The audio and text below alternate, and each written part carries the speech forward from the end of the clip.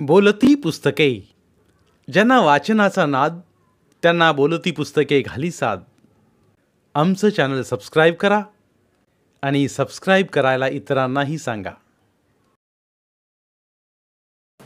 नमस्कार श्रोते मित्र हो, बोलती पुस्तके सादर करीत आहे ज्येष्ठ साहित्यिक चंद्रकुमार नलगेसर लिखित रातवा, प्रकरण 49. मावळतीच्या पर्वत शिखरावर रेंगाळत अंधूक होत जाणारा संधी प्रकाश, उजळलेल्या रंगांची मावळती रंगछटा आणि आभाळातून उतरू पाहणारा सावळा अंधार. असा मुलूक स्वप्नातही पाहिला नव्हता. एवढा देखणा, एवढा सुरेख. निळं आभाळ, हिरवं उंच डोंगर, तांबड वाटा, रसरशीत जिवंत वातावरण, खळखळ झऱ्यासारखं. आभाळच सभोवतीच्या डोंगरावर विश्वासानं विसावलं होतं जणू. बालपणाचा पर्यांचा मुलूक तर हा नव्हे, रत्नपाचूंचा. डोळ्यांच्या उजेडानं गावातल्या देवळाच्या पायरीवर राहून माझी वळकटी ठेवली. पाय दमले होते, मी शिनलो होतो, राऊ थकला होता. मी देवळात पाहिलं. देवापुढं मातीच्या ठावक्यातील मंद वात जळत होती. गावाकडची आठवण झाली. ती सांजवेळ, ती आईसाठीची ओढ, ठावक्याच्या दिव्याच्या मंद उजेडात आईनं सांगितलेल्या गोष्टी, आईच्या पदराचा आधार, अंधार सावटाना भिणारा मी, वरच्या माळ्यावरच्या अंधारात लपलेला बागुलबुवा, कातरवेळेला उदास होणारं मन.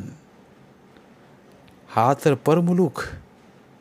अजूनही मनातला बागुलबुवा नाहीसा न झालेलं वय, अंधारल्या गाभाऱ्यात मंदपणे जळणारी वात, झांजडलेला गाव आणि मी एकटाच देवाच्या पायरीवर थकलेला माथा टेकलेला. असंख्य रिंगणं डोक्यात गिरगिरत होती. त्या रिंगणात मी उभा होतो, डोक्यात असह्य प्रश्नांचं ओझं घेऊन. परका मुलूक, परका गाव, अजूनही न पाहिलेली परकी माणसं, परका वारा, परकी माती, परक्या देवळा रावळातला देवही परका, माझा मी परका, माझा श्वासही परका, हा अंधारही परका, स्वप्न भयातला. पठारावरून या मुलखातील मायाजल पसरणारी सायंकाळ पाहिली तेव्हा या नवलनगरीनं हरकून गेलो होतो. मनात हवंसं वाटणारं अंधूक रेशीम धुसर असं ते गुलबकावलीचा मुलूक, तो हाच, अशी खून पटल्यासारखी झाली होती. काहीतरी अनोळखीचं गवसलं होतं. आणि आता हा कसला भोरा रिवरिवत येऊ लागलाय. राऊ म्हणाला होता, 2 मास्तर पळून गेले. गेले असतील पळून, असतील कुणा मुलखातले, पण मीही नव्हतो का पळून आलो. एकदा का 2दा, होय 2दा. पोर शाळेला पाठवलं नाही की पालकाला सरकारी दंड भरावा लागण्याचा तो काळ. दारिद्र्य तर कावडीनं का गाडीनं पाणी घरात ओतत होतं. दंड भरायला पैसे नव्हते म्हणून मला शाळेला पाठवला आणि त्या मुहूर्तानं माझी पाठ धरली. कसं तरी रडत खडत शाळेला जावं लागलं. मलाही अक्षरांची गोडी लागली. 7वी पास झालो. गरिबाच्या मुलाला पडू नयेत इतके चांगले मार्क पडले. वडील म्हणाले, बास झालं पोटापुरतं, आपल्या कपाळीचा रोज मजुरीचा लिखा ह्योच खरा. शाळेला कुलूप होतं. गायकवाड गुरुजी कुठे गेले होते कुणालाच माहीत नव्हतं. कातर सांज झाली होती. मन उदास बनलं, एकाकी वाटू लागलं. चढत्या अंधाराबरोबर भीती वाटू लागली. देऊळ तसं एकटंच होतं. गावच्या 2 गल्ल्या 8-10 कासऱ्यांच्या अंतरावरून सुरू होत होत्या. मध्ये लवणं होती, त्यामुळे वस्तीपासून देऊळ दूर वाटू लागलं. देवळाला पडव्या होत्या, मोकळ्याच, रिकाम्याच. आत अंधारलेला मोठा गाभारा. मी वळकटी भिंतीशेजारी ठेवून भयग्रस्तपणे बसलो. तेवढ्यात एक म्हातारा तेलाचं लोटका घेऊन आला. त्यानं देवापुढच्या ठावक्यात तेल घातलं. वात ओढली, उजेड वाढला, गाभारा उजळ झाला. मी एकटाच बसलेला पाहून तो म्हातारा म्हणाला, कोणाच्यात आलाय पाहुणं? ओळखीचं दिसत नाही म्हणून विचारलं. मी भेडसगावचा. कुणाकडे आलाय? इथंच. म्हणजे मास्तर म्हणून आलोय. काय? मास्तर म्हणून? होय. एवढ्याशा वयात? सरकारनं नेमलंय. म्हणजे पहिल्या मास्तराची बदली झाली काय? मला माहीत नाही. पहिले मास्तर कुठे राहायचे? इथंच देवळात, त्या शाळावाल्या पडवीत. मला खूपच एकटं एकटं वाटू लागलं. मी त्या म्हाताऱ्या माणसाला म्हणालो, इथं पाणी मिळेल? मला भाकरी खायची आहे. मिळेल की, मी घेऊन येतो. हां, माझं नाव धुंडी कुंभार, पुजारी आहे देवाचा. तो निघून गेला. अंधार वाढत राहिला. वळकटी गाभाऱ्यातल्या कोपऱ्यात ठेवली. भाकरी सोडली. तुकडा मोडून तोंडात घातला. अंधार अधिकच वेढत गेला. आईच्या आठवणीनं भडभडून आलं. सोबतीला देव असून एकटं एकटं वाटू लागलं. पाकोळ्या इकडून तिकडं भरकन जात होत्या. कशी रात्र काढायची कळेना. तेवढ्यात तो म्हातारा अंधारातनं पायऱ्या चढून वर आला. त्यानं पाण्याचा मोगा आणला होता. थोडं दूध आणलं होतं. पोत्याच्या पटकुरात गुंडाळलेली वळकटी आणली होती. वळकटी ठेवीत म्हणाला, एकटं कुठं झोपतासा ह्या एवढ्या देवळात? म्हणून मी आलो या सोबतीला झोपायला. माझ्या जीवात जीव आला. मी वळकटी सोडली. तिथंच खांबाला टिकून मंदपणे जळणाऱ्या दिव्याच्या ज्योतीकडे बघत विचारात गडलो.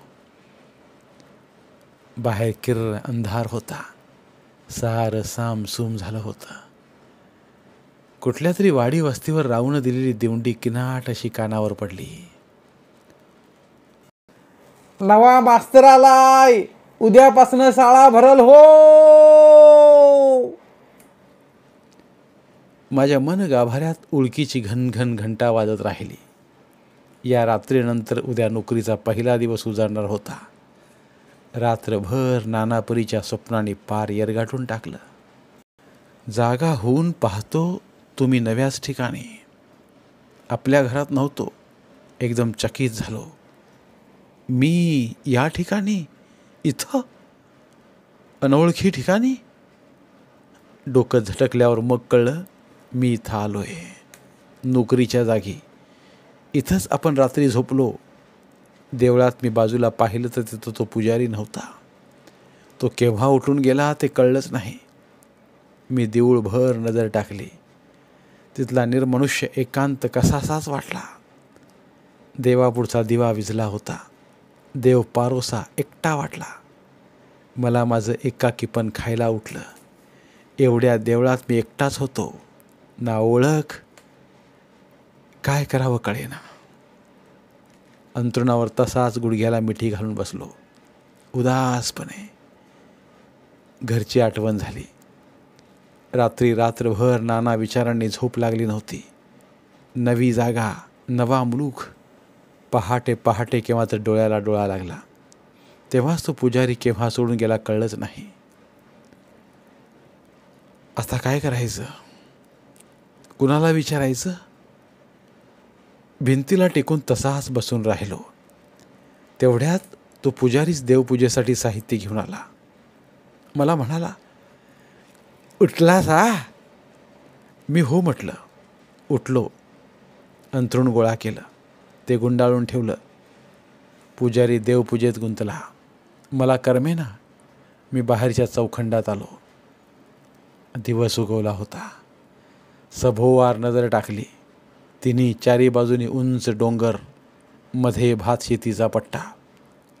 डोंगर उतारावर पेरलेले काराळे फुलून पिवळे धमक दिसत होते. कौलारू घरांचा गाव इथे तिथे विखुरला होता. माणसांच्या हालचाली जाणवत होत्या. मी पुजाऱ्याला विचारलं, इथं पाण्याची काय सोय? कॅन्सा नदी आहे ना.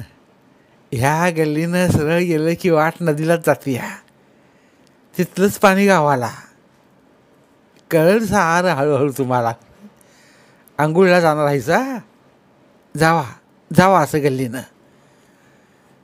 मी रुमाल घेतला आणि डाव्या बाजूच्या गल्लीत शिरलो. सारी कोकण वस्ती, कौलारू घरं, जुनाट ठेवण, पावसानं खचून गेल्यासारखी रापलेली माणसं. मी तित वेगळाच जाणवत होतो, दूरचा, देशभागातला, पोरग्याला परका. माणसं माझ्याकडे कुतूहलानं बघत होती. मीही घरं, माणसं, गावाची ठेवण मनात नोंदवत होतो. वाण्याचं दुकान, कुंभाराची घरं, सुतारमेट यांची खून पटत होती. ब्राह्मणाची 2 घरं सहज ध्यानात येत होती. कुरवाड्याची घरं, शेरडं करडं, गाई गुरं, शेणमुताचा उग्र वास याने आपली ओळख पटवत होती. गल्ली संपलीनी चिखलाची पानंद नदीकडे घेऊन गेली. ही कानसा. छोटं अरुंद पात्र, स्वच्छ वाळू, खळाळतं बोलकं पाणी, पुढं काळसर वाळूचा पाणोठा, दोन्ही काठाने हिरवी झाडी, तांबडी माती, भरगच्च भाताची खाचरं, सभोवती उतरते माळ, पायवाटांच्या चढणी आणि आभाळाला टेकलेलं उंच डोंगर, मन हरवून टाकणारा पण एकांडा मुलूक, वर नुकतंच लखलखीत झालेलं निळं पांढुरं ढगाचं आभाळ, त्याचं नदीच्या पाण्यात पडलेलं निखळ प्रतिबिंब, किती सुरेख, किती छान.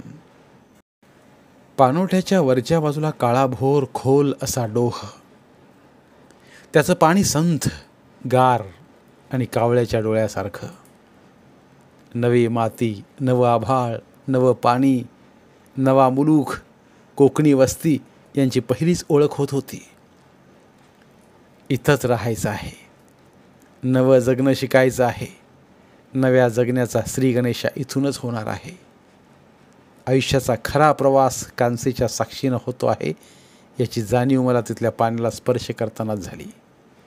त्या मंतर क्षणानं मला एकदम गंभीर केलं, वयापेक्षाही कितीतरी अधिक पोक्त केलं. कांसेच्या पाण्यानं माझं बाळपण पार पुसून टाकलं. चापून चुपून गुडघ्यापासून वर लुगडं नेसलेल्या बायका, कुणी धुणं धुत होत्या. म्हातारी माणसं एखाद दुसरं मसरू पाण्यावर घालीत होती. तरणीताटी पोरं फारशी आढळत नव्हती. कशी तरी आंघोळ आटोपली. देवळावर आलो, देवाच्या पाया पडलो. काल सकाळची आईनं बांधून दिलेली डांगार भाकरी तिथंच कोपऱ्यात बसून खाल्ली. धुतलेला शर्ट, टोपी घातली. खाली ती ढगाळ होणारी चड्डी घातली. नाडीनं बांधून आवळली. मास्तर तयार झाला.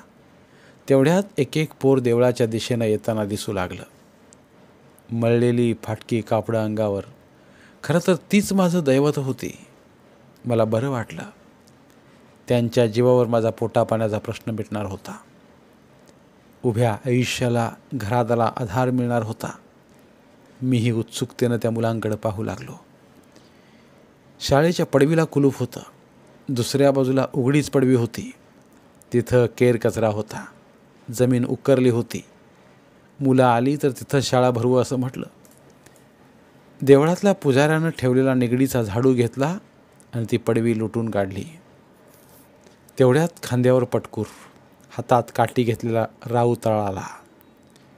कुठूनचं गायकवाड गुरुजी आले. मला पाहून म्हणाले, दुर्लक्षित आणि उपेक्षित भाग. ही कानसा तर उदगिरीच्या डोंगरात उगम पावते. वाऱ्यासारखी उधळत सुटते. तिच्या वाटेला जावं कुणी? दिवाळी संपली, मकर संक्रांत झाली की कोरडी ठणठणीत पडते. पण धावते तेव्हा जीवाचा थरकाप उडवते. असं जगणं 5वीला पुजल्यावर गरिबीने गांजल्या घरातील भुकेली पोरं शाळेचा उंबरठा कसं शिवतील? मग इथं येणारे मास्तरी आले आले गेले गेले असेच असणार. कुणाचाही जीव लागत नाही. शाप दिल्यासारखा हा मुलूक. किती डुया उलटल्या तरी रानटीच राहिला आहे. त्याचा अधिवास संपलेला नाही. बोलता बोलता पुजारी म्हणाला, मास्तर लई बोललो. आमच्या कपाळाचं दळिंदर कधी मिटलं नाही. उगा आपला तुम्हा पुढं जीव मोकळा केला. वाडूळ झालाय. झोपा आता. बरं का मास्तर? काय रात्रीचं इराक तिला उठायचं झालं तर जरा सावशेतीनं हं. का बरं? काय हाय, सापा किरड्याची भीती असते. इकडं साप लई बघा, तेव्हा जरा जपून. पावसाळ्यात तर लय अडचण. तुम्ही नवा हैसा, मला उठवा. माझं मन थोडं चरकलंच. हुरहुर लागली. कशी तरी अंथरुणाला पाठ टेकली. कानात दोघांचे बोल घुमत राहिले. गायकवाड गुरुजी जाता जाता सावध करण्यासाठी बोलले होते, भागात फरारी असतात, सावध रहा. आणि आता पुजारी म्हणाला, इकडं साप असत्यात, सावशेतीनं वागा. अंथरुणात माझ्या जीवाचा मुटकुळा होऊन पडला. दुपारची पोरानं सांगितलेली कविता डोळ्यांसमोर तळत राहिली. देवा, तुझे किती सुंदर आकाश. धन्यवाद. उर्वरित कादंबरी पुढील भागात. मराठीतील प्रतिभावंत लेखकांचं साहित्य, कथा, कादंबऱ्या ऐकण्यासाठी आमचं बोलती पुस्तके हे चॅनल सबस्क्राईब करा. आणि मराठी साहित्याचा प्रसार करण्यासाठी प्रत्येक मराठी माणसाला सबस्क्राईब करण्यासाठी आवाहन करा. आणि बोलती पुस्तके या साहित्य चळवळीत सहभागी व्हा. आपले पुन्हा एकदा धन्यवाद.